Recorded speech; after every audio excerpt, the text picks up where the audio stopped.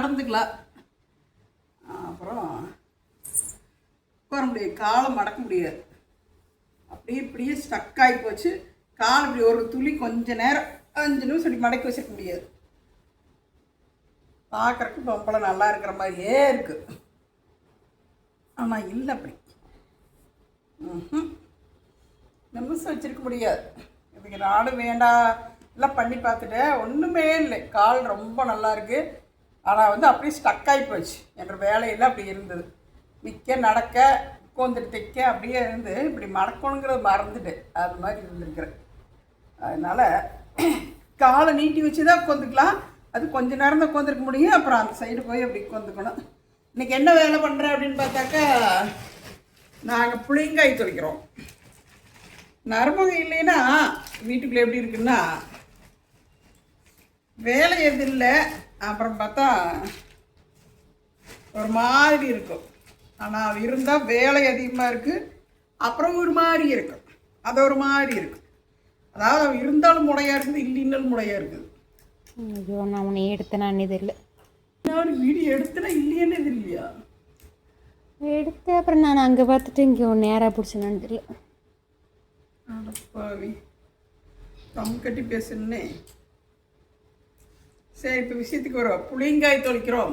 புளிங்காய் வந்து ஊர்லேருந்து கொண்டு வந்திருந்தா. ஊரில் புளி மரம் ஒன்று இருக்குது. புளி மரம் ஒன்று தான் இருக்குது.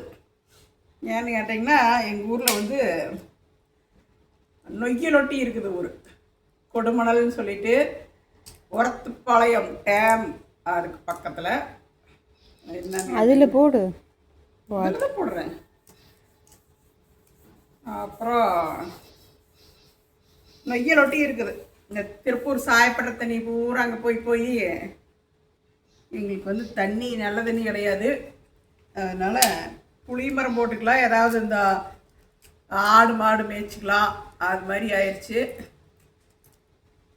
முதல்லாம் கூட ஒரு 30 வருஷத்துக்கு முன்னாடியெல்லாம் உங்களுக்கு தட்டு போட்டு பாசி பயிறு தட்டைப்பயிறு இதெல்லாம் போட்டு வச்சுருந்தாங்க. அன்றைக்கெல்லாம் எடுத்துகிட்டு வந்துட்டு இருந்தோம்.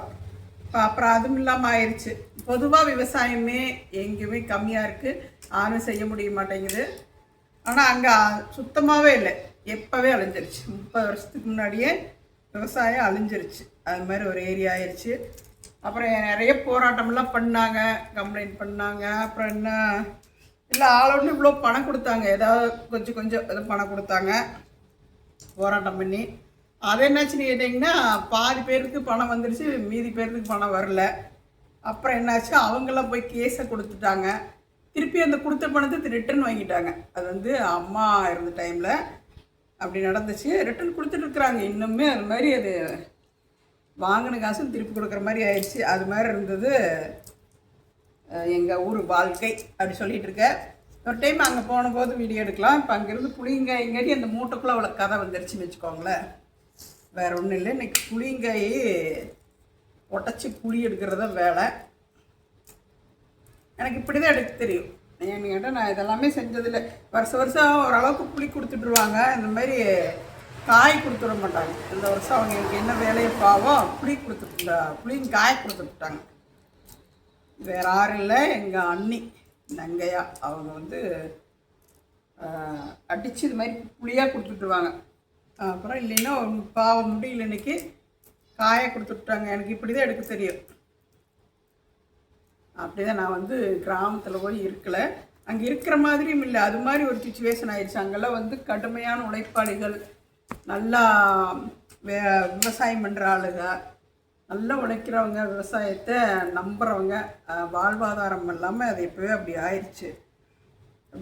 ஆனால் அது சரியான நியாயம் இல்லை அப்படின்னு என் கணக்குக்கு, என்னோடய கணக்கு நான் சொல்கிறேன், எனக்கு தெரிஞ்ச வரைக்கும் சொல்கிறேன். என்ன அப்படின்னாக்கா, அது எப்படி ஒரு சைடு வந்து தொழில் பண்ணி, ஒரு சைடு அந்த தண்ணியால் வந்து பூமி பாதிச்சிருக்கு, வாழ்வாதாரம் இல்லை அப்படின்னு சொன்னாக்க, இங்கிருந்து தொழிலிருந்து வரி எடுத்து அவங்களுக்கு ஒரு பர்சன்டேஜாவது ஒதுக்கணும் அப்படிங்கிற மாதிரி எனக்கு கணக்கு தோணுது.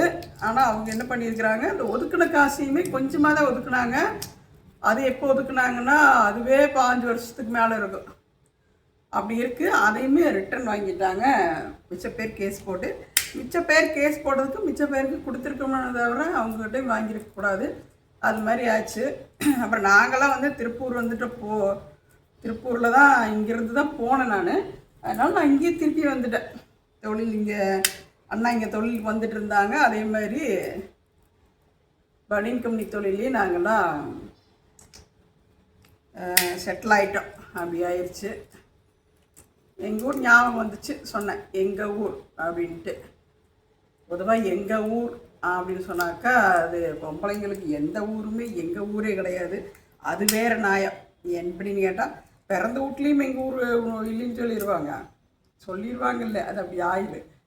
போன வீட்லேயுமே அப்படி தான் இருக்கும், அது வேறு கதை. இருந்தாலும் அங்கே அந்த ஏரியா அப்படி இருக்குது. எங்களுக்கு உண்டானதுங்க தானே அதெல்லாம் அப்படி ஆயிடுச்சு அப்படின்னு சொல்லிகிட்டு இருக்கேன். வேறு ஒன்றும் இல்லை. நீங்கள் இந்த புளிங்காய் இப்படி உடச்சி எடுத்துகிட்டு இது விதை பூரா எடுத்து இதையெல்லாம் புளியாக்குறது இன்றைக்கி என்னோடய வேலை.